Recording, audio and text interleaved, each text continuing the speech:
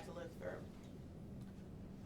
Many know that just a normal day that any family feels, they get up every day, they get their child ready for the day, they go out into the world to do what they think are going to be normal, everyday activities. No one imagines that on that day, they might lose what is the most precious thing to them.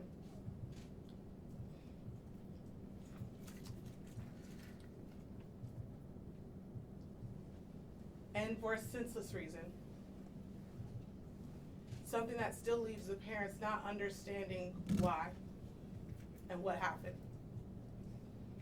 And as a new mom, when I look at my son, I imagine what this family is going through. A simple day where I get him dressed, put him in the car seat, and imagine that that's the last day I see him. And want to know who's responsible and why, and how can we ensure that this doesn't happen to another family. That is what Zoey's Law is about. Sadly, when this happened, a lot of you in this room know that there were multiple cases within a month time span where we saw a tragic incident where a police chase led to a death of an individual that had no involvement with what was going on. We had a young mother of 4 that lost her life in the same circumstances. And we have to ask ourselves, what can we do to ensure that this never happens again? And Zoey's Law is the first step, ensuring that there is a policy in place that says if there are not a violent crime happening at that moment, if police do not know or have information that that person is going to harm someone or be in immediate danger, and they don't have that information readily available, that they do not pursue a dangerous chase that can lead to death. And this is not a maybe it could happen. This is not a what if it possibly happens. We are living right now through multiple tragic incidents where this has happened. And for me, in this moment, when I met with the family, I felt called to do something to ensure that this never happens again. So today I want you to hear from the family of Zoey, the family that is behind this legislation. These are not just pieces of words on a paper, but this is the trauma and pain of a family that is rallying together to ensure that no other family feels the pain that they are feeling now. So first, I would like to call up Miss Gina, the grandmother of little Zoey. Good day, everyone.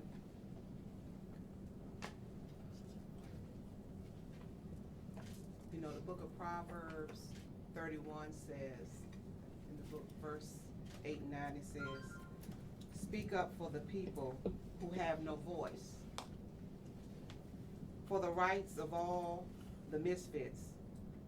Speak out for justice. Stand up for the poor." And with that being said, my name is Gina Pryor. I'm the mother of Tanisha Harrison and the grandmother of the late Zoey Rosemary Harrison. On that heartbreaking day of March 7th, 2025, I received a call from the Prince George's County Police instructing me to get to the University of Maryland Capital Regional Medical Center regarding my daughter, Tanisha Harrison, and my precious granddaughter, Zoey. Tanisha survived the trauma she endured and the unbearable loss of my granddaughter are wounds that may never fully heal. Zoey's life was taken senselessly as the result of careless police chase that should never have happened. This tragedy was preventable had the officers made a different decision, one rooted in sound judgment and concern for the public safety. Zoey would still be here today I miss her every single day. I miss her laughter. I miss our weekend visits. Her sweet voice calling me on the phone, Mama. And I say, hey, Moo, how you doing?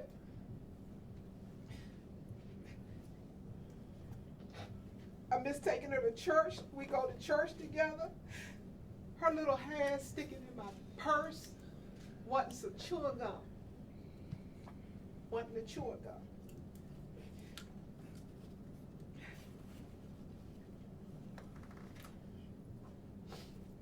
She brought joy, light, purpose to our lives. Now all we have are memories and a longing for justice. No amount of money or apologies can bring Zoey back. But what we can do, we must do, is to ensure that her death is not in vain. That is why I am standing here today. Zoey cannot speak for herself, but I will speak for her. I will fight for her. I will advocate for her. Zoey's law is not just legislation. It is love in action. It is a call for responsibility, accountability, and change within our law enforcement system. This law will help ensure that officers in Prince George's County are trained not just in tactics, but in judgment, restraint, and compassion. It will require better decision-making, greater oversight, and mental health evaluations to support officers in high-pressure moments. It will protect our families, our neighborhoods, our senior citizens, and most importantly, our children.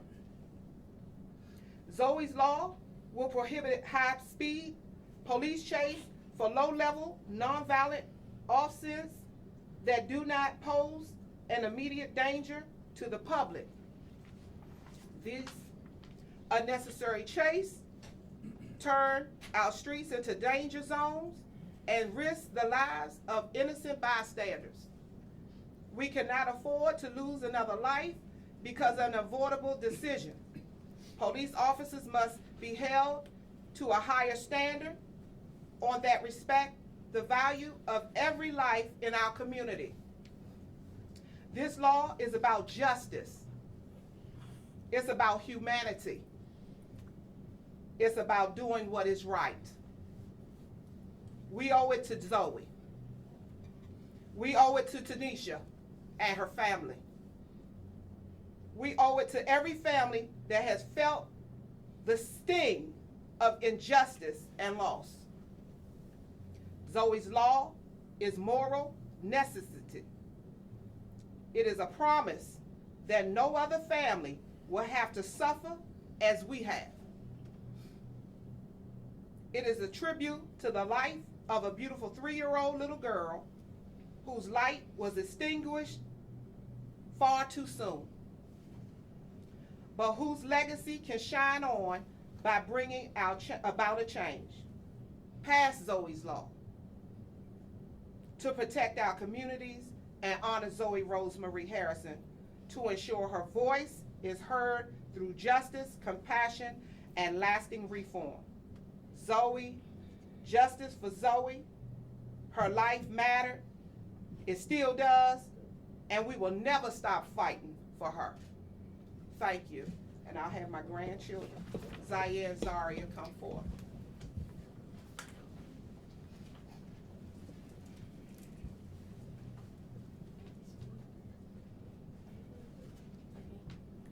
Hello.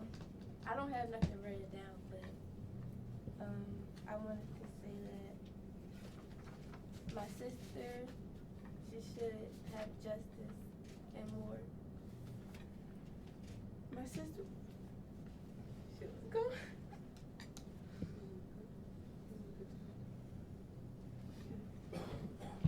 My sister had a lot.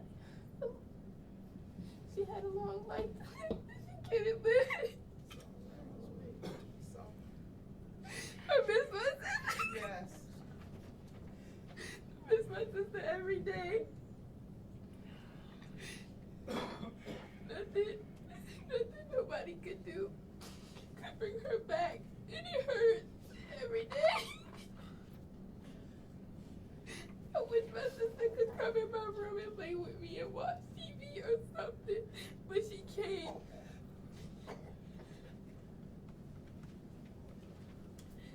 Every day I have to look at her picture walking in the living room and wish why she couldn't just be here with me.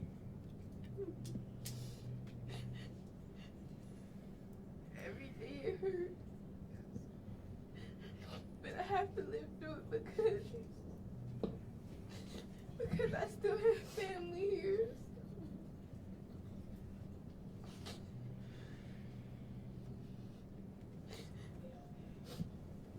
I want justice for my sister.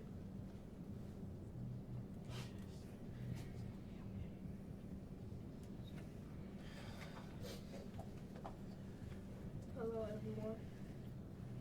I'm Zoe's big brother. I don't even know what to say now because after she died, I couldn't live my life. I just wanted to see her one more day and she's gone. I just feel so upset. I want to see her. Ah.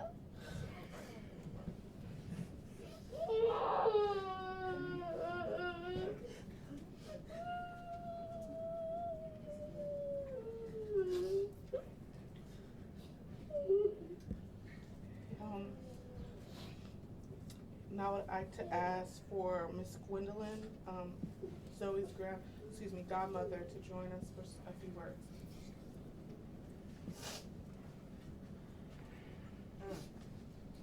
This is rough. It's a hard one, as you see. It has affected us in so many ways and so many levels. My name is Gwendolyn Perkins. I'm Zoe's godmother. And this is I had something written up, but I'm gonna come from her heart. This is a senseless act. The police didn't think. The person that was driving didn't care. And it caused a tragedy of a 3-year-old precious baby and her mother to live with the tragedy of losing her baby. I am so hurt right now. Sometimes I can't even breathe. Like right now, I barely can breathe. The pain is like a knife sticking in my heart, right? Yes. And I can't pull it out. Sometimes I go to the doctor and she tells me it's just anxiety, right? But the pain is real, right? It's close up. It was senseless. And I want justice. Zoey Law is gonna protect the community, the senior citizens, other parents from going through this. I can't imagine losing a child through being murdered. Zoe was murdered.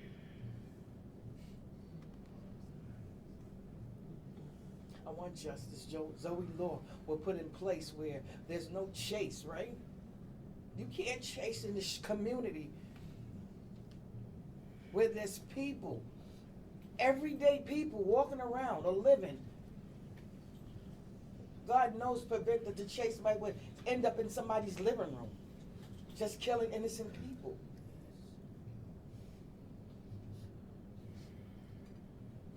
Justice needs to be done. Our law needs to be set. I'm here to have a voice for Zoe, right? I remember her coming that Wednesday, right? And she fussing with her mother in the car. I wanted to see Mama Gwen. I wanted to see Mama Gwen. And when she came, she gave me the biggest hug in the world, right? And I looked back at her and I said, "Ooh, you really missed me, right?" And she said, "Mm-hmm." And then I got that call Saturday morning saying she was gone. And I was like, gone where, right? I thought she went on a trip somewhere, right? I never imagined that she was never coming back. Zoe laws need to be put in place because it's going to prevent people from feeling like Tanisha, her dad, her siblings. You saw how them babies broke down up here. And we want to prevent people from feeling like that again. My name is Gwendolyn Perkins, and I'm Zoe's godmother. Still. Thank you. Now I'd like to ask Zoe's mom to come up and give us some remarks.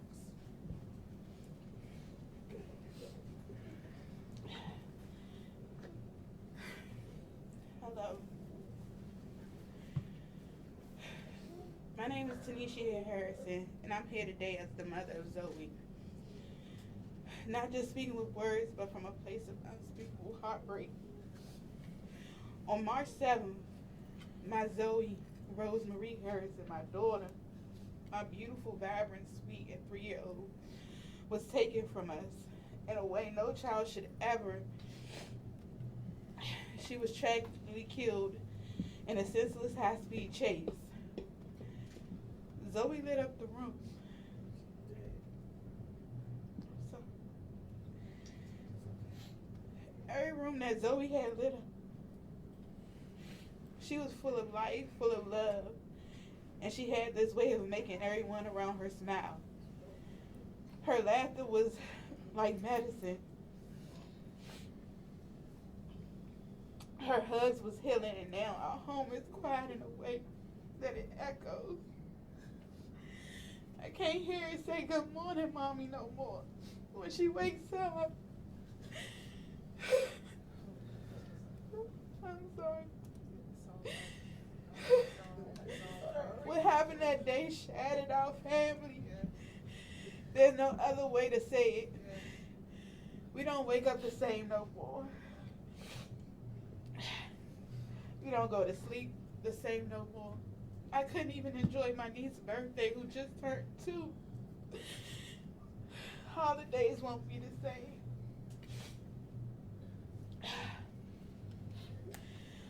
Everything feels different.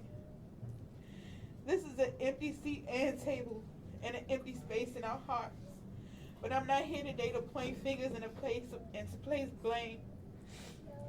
I'm here because I believe in change and I believe in purpose, even in the midst of pain. Councilmember Chris. I'm sorry. Ms. Orhada is introducing a bill that speaks directly to the kind of heartbreak my family is living through. Her proposal calls for stricter guidelines on accountability and transparency and how those pursuits are reported. This bill can be the difference between life and death. I support this bill because no mother should have to stand where I'm standing. No family should have to wake up to the news that their child didn't come home because of a decision made in seconds that cost a lifetime. This isn't about stopping officers from doing their jobs. Not whatsoever.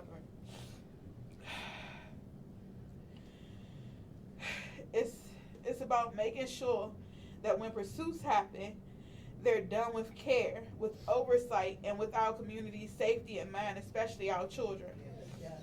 I hope this bill passes not for me, but for the next Zoey, the next family, the next innocent life that could be caught in the middle of something that had nothing to do with. Yes. Thank you, Councilmember Crystal Thank Hart, you. for seeing us, for hearing us, Yes. and for fighting to make sure the pain doesn't become someone else's story. Yes. And I truly thank you from the bottom of my heart, Yes. because you didn't have to do it, but you did. Yes. And you saw fit, and I thank God for using you Yes. as a vessel. Thank you, and I'll introduce Terrence. Sorry.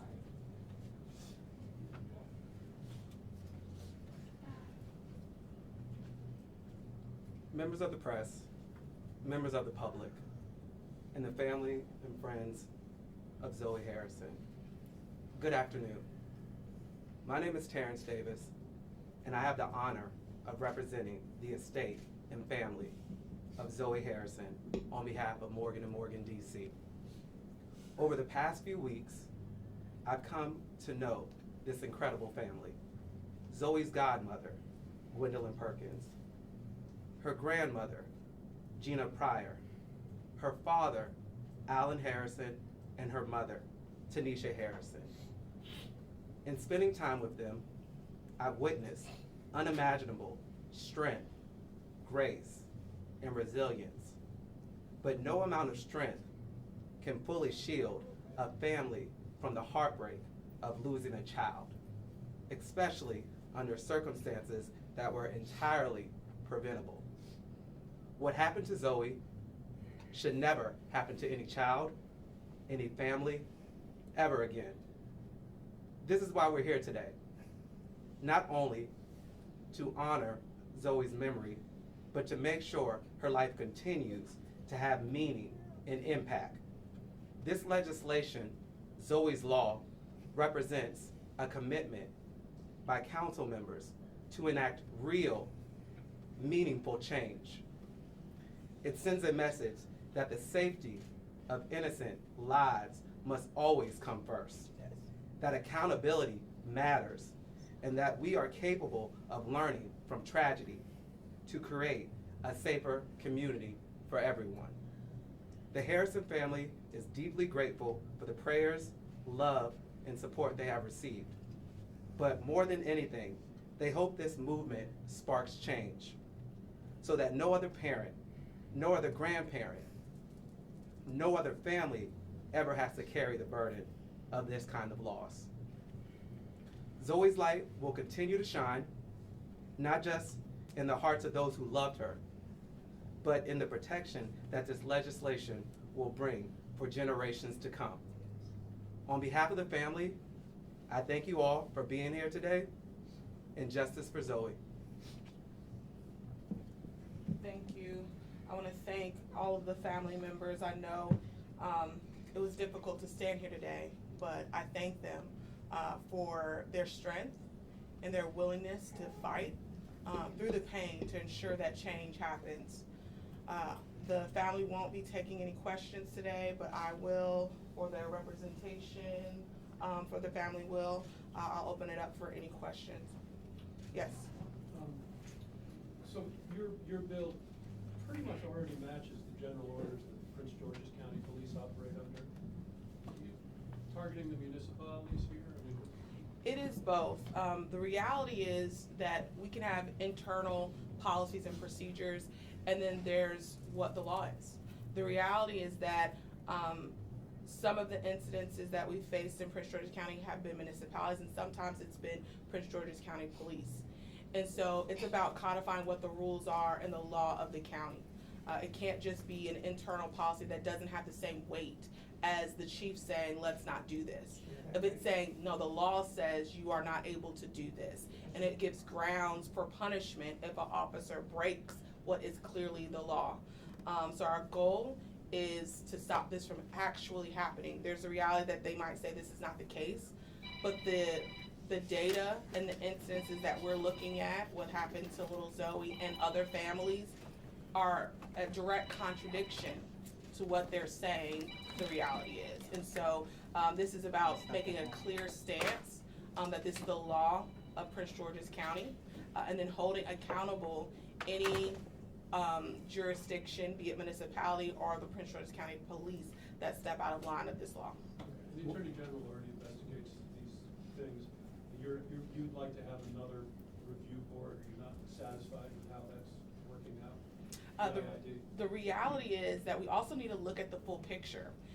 So when incidents happen with the officers, there is an entity that looks at that one incident and they send down a ruling and then steps are taken. But the reality is we need to see what the full picture is. Having the data of how often this happens, what are the cases that this happens in, it will be important for us to keep accountability to the police department. Because the reality is that we're standing here for Zoey's Law, but at the same time, within a month's span, we saw 2 other people lose their life. Who's to know what the data looks like for injury plus loss of life across time. And so we need to look at the data and evaluate what are the real numbers behind this tragedy, and to ensure that it never happens again is to let them know we're watching. And we're gonna be looking at the data, and we're gonna be looking at it every year to see the cases and what's going on. And there's going to be a real accountability put on police chases. that I don't think has been before. Okay, well, thanks for everybody's patience. My last question. Yes. The culpability of those who run from the police. Mhm. When you and I spoke immediately after this week's story, your police advocate who said, hey, no, this is about the people who run. Yeah, it is also about the individuals who run. I feel that they should have already been charged. I think they should be held accountable for the murder of young Zoey. And so they are in no way, shape, or form not responsible party in what happened. But there's also a reality of the government to say that we also have to be accountable for the policies and the procedures of our government. When you are sworn, take a oath to protect the community, you have a power of wielding your gun and your badge and your vehicle. And the reality is that you also have to be held to a higher standard of accountability. So in no way, shape, or form is that person not responsible and should not be held responsible at the highest height possible in the law for what happened to young Zoey. What is the punishment under your bill, and would it supersede whatever municipality departments decide their rules should be here? So the bill talks about mainly two parts. One, tracking the information, and then making it so that it's not a policy or procedure that police can do. So they are still unionized, and so they're the policies and procedure for punishment for law enforcement lay in the bargaining unit and the rules that are laid out. So we don't have the authority to supersede what their union agreement states. But this is clearly making it a policy to ensure that it's enforceable if they break it. So our goal is to, when the negotiation table comes again and we talk about punishment for law enforcement officers for different violations, my goal is that this can have a strict penalty attached to it, because the reality is that this one moment can take someone's life. And there has to be consequences that make someone think twice before taking that action. So it's setting a clear standard in the collective bargaining process for how their rules go, as opposed to like an actual law. That's the goal, yes. Is the collision investigation still ongoing, and this person that was behind the wheels not been charged? That would be something that the state's attorney's office would be better equipped to answer. The last time I had checked, the investigation was still ongoing and the individual had not been charged, but that was just the last time I inquired about it, and I'm not sure if there's been an update since then. And the officer involved in I think there was two officers involved in the chase, what? It was the first officer and then a second municipality picked up? Yeah, so it touched different municipalities, to your point. There was an initial call and a stop, then something put out, then other officers pursued the chase. So it includes not just one police department.